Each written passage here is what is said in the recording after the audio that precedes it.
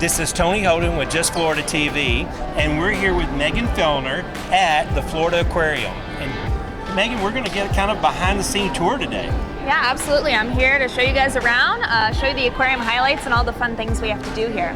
We're really looking forward to it because this is something you're normally not going to get to see at the aquarium when you go. So let's go take a look. Let's head up the escalator and meet up with our co-hosts Erica Gianni, Ken Jones, and Rick Nerd.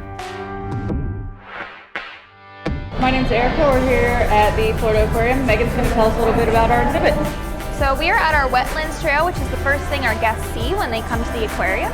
And we're going to see an awesome representation of Florida's natural wildlife. Okay, awesome. So Megan, tell me a little bit more about the wetlands trail, what we're going to see here. So the wetlands trail is full of natural Florida and fauna. So when we opened in 1995, the creators of the aquarium made this amazing dome. So we have free-flighted birds throughout this habitat that get to kind of go where they please, as well as natural Florida fauna. So you're going to see a lot of mangroves, which is an amazing plant that exists in Florida, and lots of otters, alligators, turtles, and amazing things like that.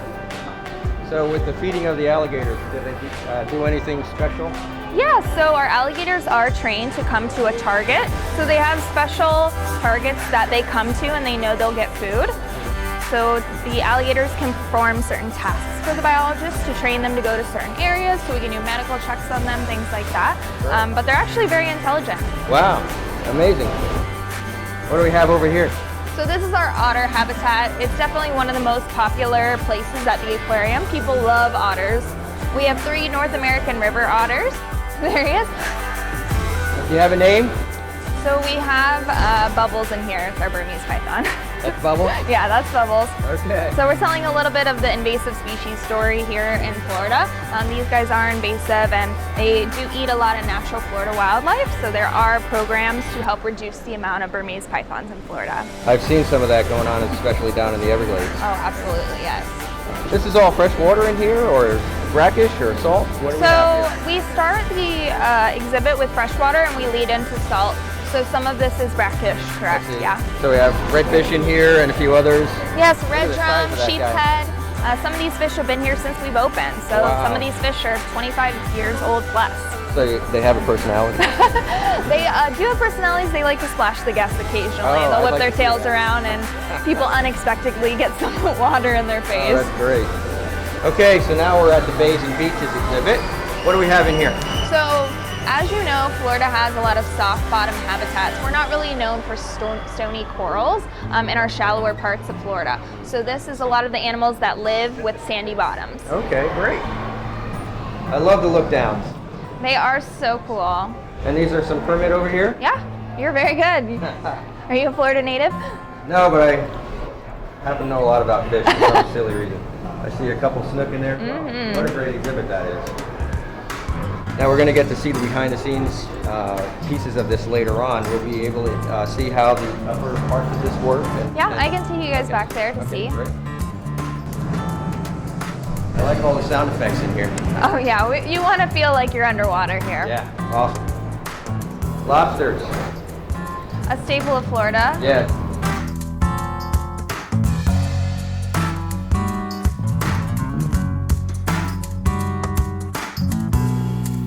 Okay, the water lab. What's this? This is testing all the water in all the tanks? Yeah, so we have a lot of volunteers and staff that come in, make sure the water quality in all of our habitats is up to par and standard. So these guys are dedicated to making sure all of our habitats are safe for our animals. Look at this guy. I know he's been here a long time. Yes, Cletus is probably one of the most iconic fish we have at the aquarium. Yeah. Now, how do you stop him from eating all the other fish in here? We feed him 3-4 times a week, and he actually isn't really interested in the other fish. He gets his fill and Guess they're his buddies. doesn't mind. Cool. Okay, so what are we going to see next? So we're going to see a behind-the-scenes tour of the top of our reef deck and see a lot of our animals, like our big sharks. Excellent. Let's go. You guys ready? This is the first habitat you guys saw up in the wetlands when you looked up. So we have our tortoises and turtles up here, as well as some of the gar you saw earlier. So our biologists do stand in this habitat when they're feeding, so they put on either boots or waders and get in, and they hand feed our turtles. So here we are at the top of our largest habitat. This is where our sand tiger sharks live. This is where people do our swim and dive programs. And this habitat is over 500,000 gallons of water. Wow, so they actually, this is their entry when they do the swim and dive? Yeah. Swim and dive right here? Oh yeah. So if you guys want to step up. So if you take a look, you can see one of our sea turtles, Ludwig. He's actually our oldest resident sea turtle. He is a Kemp's Ridley sea turtle. He's been in human care for over 40 years. And sea turtles are really hard to age, so we don't know exactly how old he is, so we estimate 50 plus. Wow. How long's he been here? I think he's been here roughly, since we've opened, honestly. Wow. So we can head down to the left, and that's our filter yard. So this is where a lot of our salt water comes in to make sure it's nice and clean. Our salt water comes in by barge, and we take it through here, and then it goes into the habitats. Wow, big job. Really have to know what you're doing. Oh, absolutely. So is it a marine biology background that you need for all the water treatment, or is there more to it? So we have life support staff that deal with a lot of this. We do have a water quality manager who makes sure that the water is up to par for our systems. All right, I'm going to hand it over to Rick. He's going to take you through with Megan and show you around the food court and some of the other remaining amenities at the aquarium. What do we have here, Megan? So we're gonna walk into our commissary, which is where all of our food prep happens at the aquarium.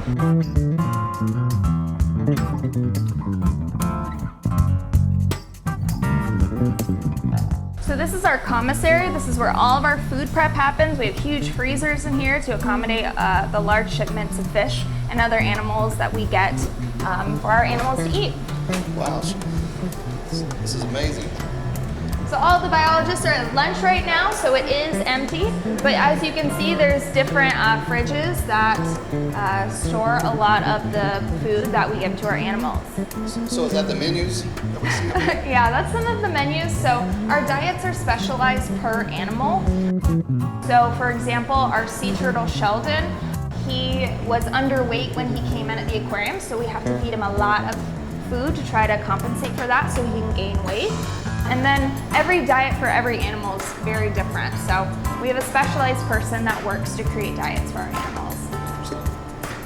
So as you guys can see, there's a lot of clams. We have different algae, small fish food, some clams down here. And that's just one of the freezers that we have. Okay, now we have Moon Bay. Hello everyone, welcome to the Florida Aquarium. My name is Richard. I'm one of the educators here that looks after Moon Bay. So here in Moon Bay, we have moon jellies here. They come from northern colder waters. These have a very mild sting, so we're very safe touching these jellies here, and that's why we made Moon Bay, to let you guys get up close and personal to our moon jellies here. These animals are very safe. I work around these animals every day when I come to work here, not only to help ensure their health, but also ensure the enjoyment of guests as they interact with them here too. And it's important that we appreciate moon jellies, because you know what? Not only are they important predators of plankton when out there in the ocean, because we have too many plankton floating around, that's probably not good for the ocean's health, right? But these are also very important food sources for not only leatherback sea turtles, the biggest of all the sea turtles, but it's also very important food for the ocean sunfish. And how about this here? Can you imagine eating these for your seafood? Because around the world, over 900 billion pounds, I believe, of jellies are harvested from the ocean every year just for our consumption. So imagine eating these for your seafood. And if you like seafood, by the way, you should check out the Seafood Watch program, because with your smartphone, if you download the free app, we can all make responsible and sustainable choices, not only for the benefit of us all, but for the ocean's health too. And I think if we make sustainable seafood choices, that will benefit the jellies out there as well. Thank you all for your airtime. Thank you all for your time, and let us know if you have more questions about them when you come see us here at Moon Bay. You want to stand on top of the bell like this? One touch of your jelly like that, please.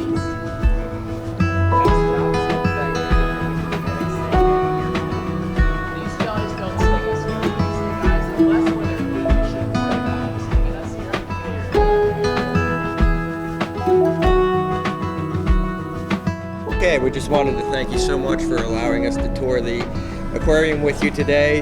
Just to introduce everybody, this is Erica. And this is Megan from the aquarium. We have Tony and Rick. We're all part of the SKL group. We're a bunch of realtors. We're just trying to show you a whole bunch of things that you would normally not get to see when you experience the Tampa Bay area and other areas of Florida.